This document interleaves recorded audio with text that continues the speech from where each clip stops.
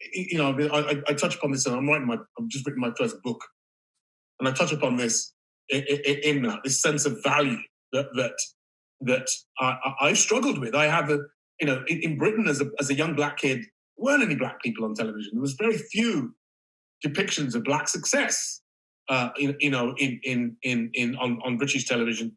So as a working class first generation immigrant child, my expectations of what I could do were really quite basic.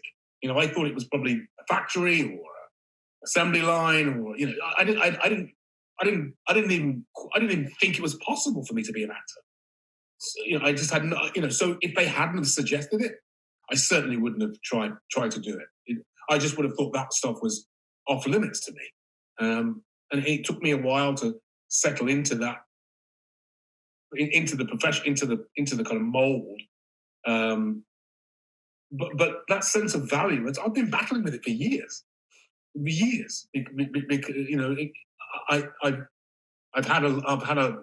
America's given me a load of it. It's given me a load of that acknowledgement.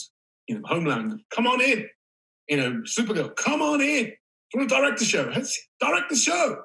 You want a movie? Here's a movie. And I've never had any of that in England. Never had any of it.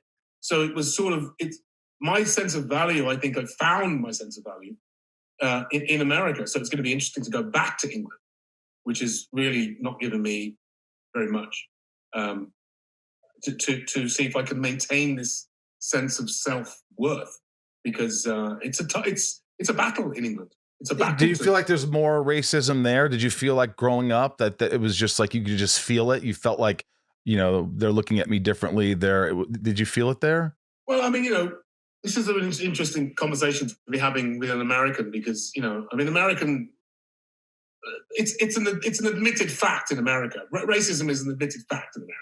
Yeah. You talk about it, openly talked about. It's a fact of life. You deal with it.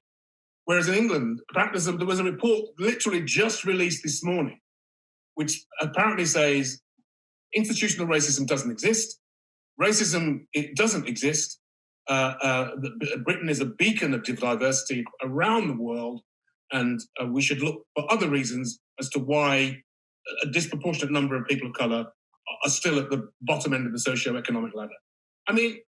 It's the ultimate gaslighting that Britain is involved with right now.